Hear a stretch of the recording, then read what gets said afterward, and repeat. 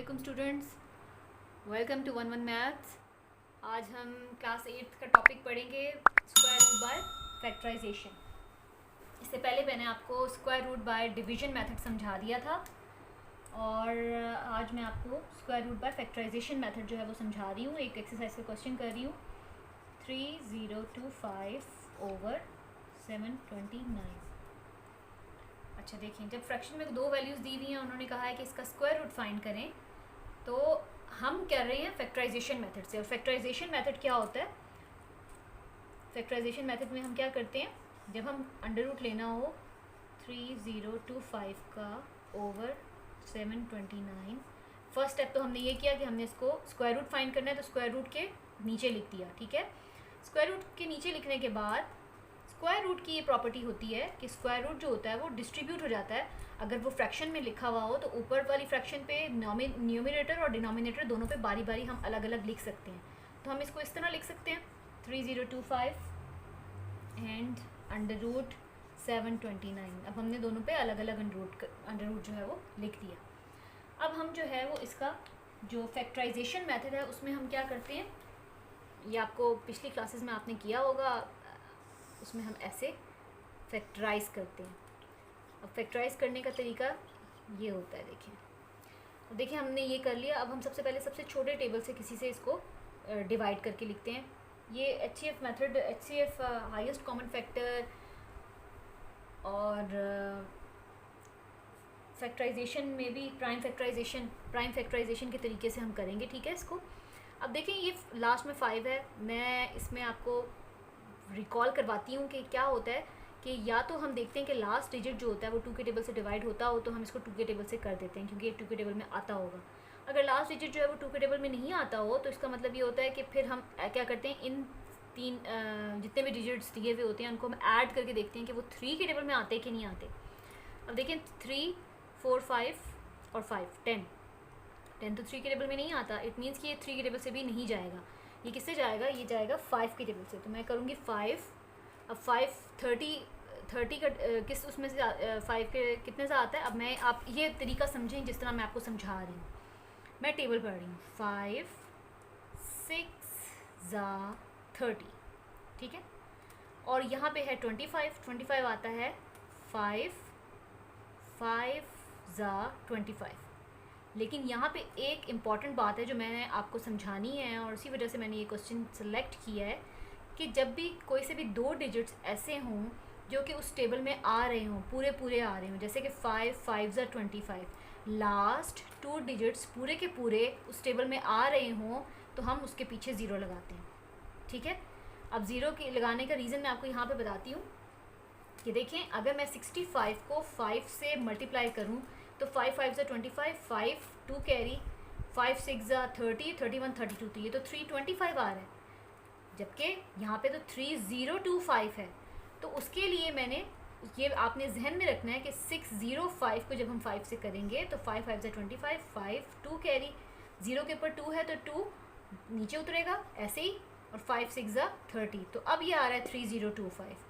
तो अब आपने ये याद रखना है हमेशा कि जब भी लास्ट 2 डिजिट्स किसी टेबल में पूरे आ रहे हों, पूरा वो डिवाइड हो रहा हो उस नंबर से, जैसे 5 5 से 25 आ रहा है तो मैंने उसके पीछे एक 0 का इजाफा किया है। ठीक है, तो अब आपने ये जहन में रखना है, भूलनी नहीं है ये बात, बहुत इंपॉर्टेंट पॉइंट है। और ज़्यादातर बच्चे जो होते हैं वो फैक्टराइजेशन के क्वेश्चन में यही सबसे बड़ी मिस्टेक करते हैं, जिसकी वजह से वो गलत उनका आंसर आता है। ठीक है, अब देखें अब किससे जा रहा है, अभी भी 5 से जाएगा, 5 1 ज़ा 5, लेकिन यहाँ तो 6 है, तो वो जो 1 बचेगा 6 में से 5 माइनस करें तो 1 बचता है ना, 1 बचेगा, वो 0 के पीछे आ जाएगा, तो वो आ जाएगा, वो हो जाएगा 10। तो फिर आ जाएगा 5 2 ज़ा 10, और फिर यहाँ पे 5 बचा, तो 5 1 ज़ा 5। अब 1 ज़ा 5 भी पूरा जा रहा है, लेकिन वो सिंगल डिजिट है। मैंने आपसे कहा है कि 2 डिजिट्स हों तो 0 लगाना है। अभी सिंगल डिजिट है तो मैं 0 नहीं लगा रही हूँ। ठीक है, 121 हो गया। अब यहाँ पे आ रहा है जी 11 का टेबल। ये हमें थोड़ी कुछ चीज़ें याद भी रखनी पड़ेंगी, जैसे 11 ज़ा 121 होता है, और फिर हम दोबारा 11 को 1 से कर लेंगे। ठीक है, तो हमारे पास एक तो ये आंसर आ गया। ये हमारे पास आगे 2 5 आए हैं और 2 11 आए हैं। मैं जगह कम है तो इसलिए मैं यहाँ पर सामने ही लिख रही हूँ। ये मैं अंडर रूट के अंदर लिखूँगी, 2 5 हैं और 2 11 हैं, ठीक है। एक मैंने निकाल लिया। अब हम 729 को निकालेंगे। 729 को मैं यहाँ पे निकाल देती हूँ ताकि जगह की बचत हो जाए। 729। अब ये देखें कि मैं इसको किससे करूँगी, लास्ट नंबर 9 है तो 2 से तो नहीं जाएगा ये, ठीक है। अब मैं क्या करूँगी, 7 में 2 और 9 को ऐड करके देखती हूँ कि कोई 3 का टेबल में जाता है, 3 के टेबल से जाता है। 7 8 9 और 9 18 आ रहा है और 18 3 के टेबल में होता है, तो इट मीन्स कि ये पहले 3 से जाएगा। 3 2 6, एक बचा, वो इस 2 के पीछे गया, 12 बन गया। 3 4 12 और 3 3 9।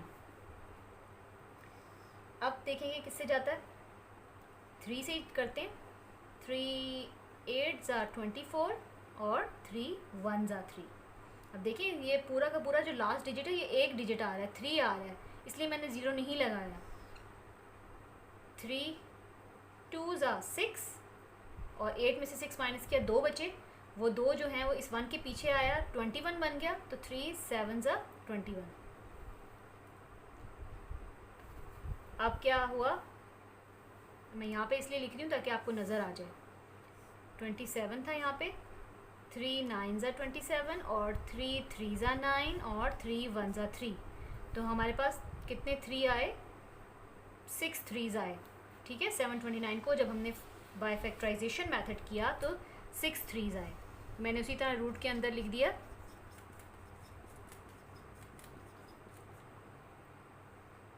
ये हम मैंने 6 3s लिख दिए रूट के अंदर, ठीक है। अब हमने क्या करना है, रूट की प्रॉपर्टी जो होती है वो उसको यूज़ करना है। अभी हम पहले क्या करते हैं, 5। अब ये देखें कि ये 5 है तो मैं इसको इस तरह लिख सकती हूँ, 5 का स्क्वायर और 11 का स्क्वायर, ठीक है। और मैं इसको भी, ये जो 3 हैं ये 2 2 के पेयर्स बन रहे हैं, तो मैं इसको इस तरह लिख सकती हूँ, 3 का स्क्वायर मल्टीप्लाई 3 का स्क्वायर मल्टीप्लाई 3 का स्क्वायर, ठीक है। अब मैं इसको इस तरह लिख सकती हूँ, तो इसका मतलब ये हुआ कि मैं इसको अलग अलग रूट में भी लिख सकती हूँ। रूट की प्रॉपर्टी ये होती है कि वो डिस्ट्रीब्यूट हो जाता है, वो हर नंबर पे आ जाता है। तो मैंने root 5 square multiply under root 11 का स्क्वायर, इसको मैंने अलग अलग लिख दिया। और इसको भी मैंने हर रूट को 3 के स्क्वायर को अलग अलग लिख दिया, 3 का स्क्वायर अंडर रूट 3 का स्क्वायर। और रूट की प्रॉपर्टी ये होती है कि रूट और स्क्वायर जो होते हैं एक दूसरे को कैंसिल कर देते हैं। तो मैंने एक दूसरे को, इन दोनों को कैंसिल कर दिया, सबको, हर रूट का जो है वो स्क्वायर से कैंसिल हो गया। और हमारे पास क्या आया, मैं इसको थोड़ा सा मिटाना पड़ेगा मुझे। तो हमारे पास क्या आया, हमारे पास आंसर आया 5 मल्टीप्लाई 11 ओवर 3 मल्टीप्लाई 3 मल्टीप्लाई 3, जो कि इक्वल होता है 55 ओवर 3 3 9 और 3 9 27। अब देखेंगे कि हम अगर ये जो है ये प्रॉपर फ्रैक्शन है या इम्प्रॉपर फ्रैक्शन है। ये फ्रैक्शन में आ गया ना, फ्रैक्शन की फॉर्म में आ गया। और हमें ये पता है कि फ्रैक्शन में अगर न्यूमरेटर जो होता है वो बड़ा हो तो डिनोमिनेटर से, तो हम उसको डिवाइड करते हैं। तो अगर आपने इसको फर्दर सॉल्व करना है तो आप इसको आगे 25 को डिवाइड कर दें, 55 को 27 से डिवाइड कर दें। 27 को जब हम 2 से करते हैं तो 54 आता है, और ये आ जाएगा हमारे पास आंसर 2 होल 1 ओवर 27। ये हमारे पास आंसर आ गया। तो अब आपको पता चल गया कि square root by factorization method में हम क्या करते हैं, ठीक है। I think it's enough for today. अल्लाह हाफिज़।